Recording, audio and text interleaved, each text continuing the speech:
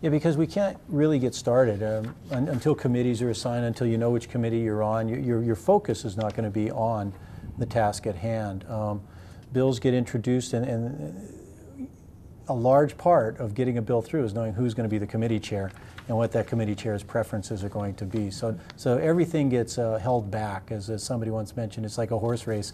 When you haven't even saddled up your horse yet and the bell rings, you can't start. You're that much farther behind when the real work begins. And think of how hard it is for the public, too, to be able to weigh in on things, because bills, when they're introduced on opening day or shortly thereafter, the public is trying to kind of scramble to say, well, where is it going to be assigned, who is going to be in charge, and all of that is difficult.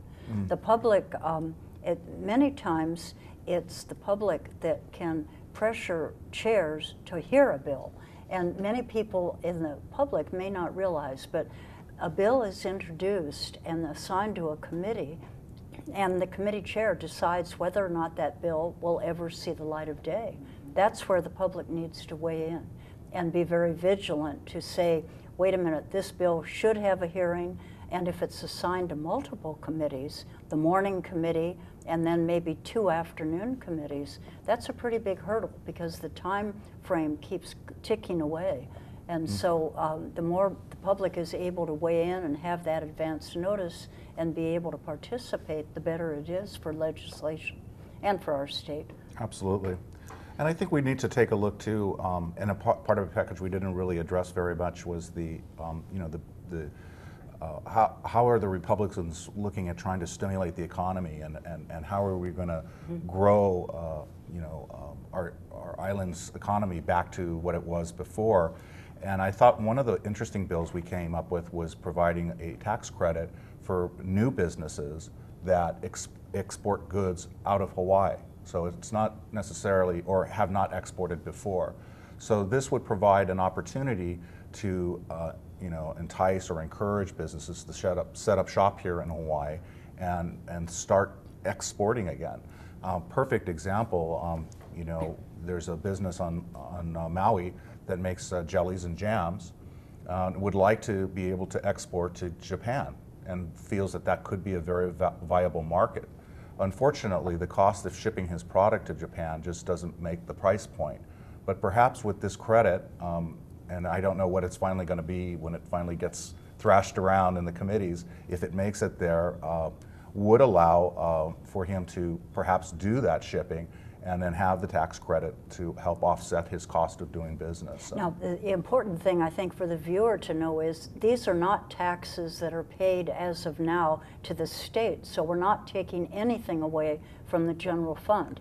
Absolutely. So it's not like a tax benefit that's going to pull away general fund money from other programs. And also, if this person is successful at doing this business in Japan, that means his business will increase, which will mean that he will be paying more taxes because he's making more money. And hiring more people to help. Hiring more people and everything. So, you have to look at not just the short term, but the long term and how it will benefit our economy and our island. And I hope that businessman comes in and testifies to help this legislation move through, because that's the big impact. That's what we need, is to have the people that are... If not him or somebody here, I mean, this particular individual's on Maui, so he probably will not be able to afford to do so. Submit written testimony. He could do written testimony, yeah, absolutely. But it's always more impactful to have somebody come and testify live. So I'm sure we'll find someone to step up and say, yeah, this would be a good thing for my business, or this is something that I want to do, and it really spurs entrepreneurialism. And also with businesses comes the cost of employees. You were mentioning hiring more people, and one of the bills that we are looking at, and this has been revisited many, many times before, but is tort reform. And trying to put a cap on the liabilities on some of these things. We're just discouraging doctors from practicing medicine here. We're not growing our medical community. If anything, it looks as though it's decreasing. So we need to... Well, and the neighbor islands are impacted more than Oahu, because on Oahu we can at least drive to the areas. But neighbor islands are really underserved, and I think that there is, I'm not sure, but on Molokai, there may not be a obstetrician at this point, and that's really difficult. So yes, all those things need to be done, and I'm so excited about having both of you in our caucus. It's just a wonderful, wonderful experience to work with you both, and it makes such a difference. It's an exciting year. I think we're really on to some very, very good things that we can help the people of Hawaii and help our economy grow and help create the jobs that keep our people here. It's an important year. There's the economy is everything, I think. I mean, beyond the issues and the specific solutions we've got, people need to get back to work. We must use this opportunity to restructure the cost of our government, and that goes without saying. It's difficult to do, but this is our opportunity. This is our chance to reset and be healthy going forward as we grow. And you and I share a lot of the same green philosophies, and that green energy is one of the fastest growing sectors of the economy nationwide, and so it certainly can be for Hawaii. We're still the most oil dependent state in the nation. Like 90% of our lights and everything else that requires energy is done by fossil fuel.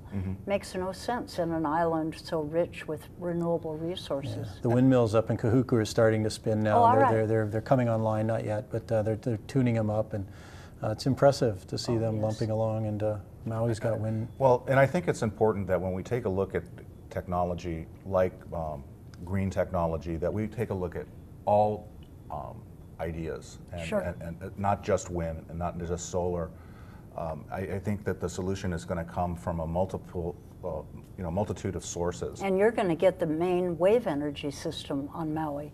Yes. That's really exciting. Absolutely. And that should be going into the water, I hope, end of 2011. Yeah. They're going through the permitting process, and that's another thing that just is so cumbersome and takes so much time, and it just doesn't make sense to have it be acting as a stopgap instead of an enabler to move some of these projects ahead.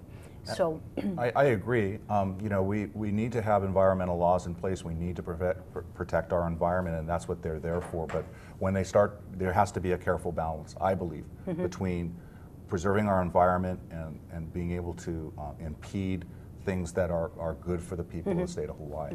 So, and to get us off of fossil fuel. Absolutely. I mean, we are so dependent on that it's scary. It really is.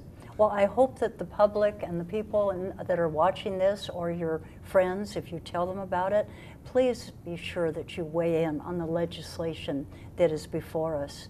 Take a look at what you like. Make sure that you have your voices heard. Emails.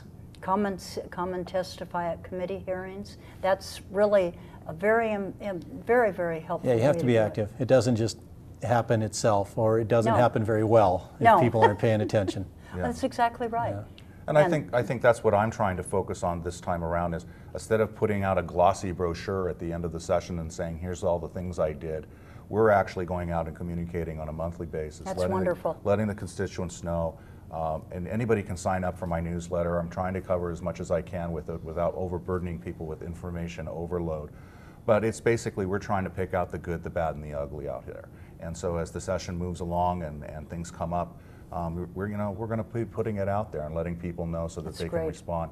And I just wanted to thank you. You mentioned about the exciting session. I wanted to thank you veterans for being so open to us and teaching us. Oh, and listen. I mean, it could have been really a different kind of situation, but you guys have just really, I think, helped the three of us and move us out, and it could have been a really stuffy thing, like you guys go sit in the back of the room. Oh, hardly. Yeah, but when you guys were really stars helped out. like you and Aaron Johansson, when we have stars like you all, boy, front and center. You're just absolutely wonderful. I couldn't say more in support of all three of you. And I thank the public again so much for watching.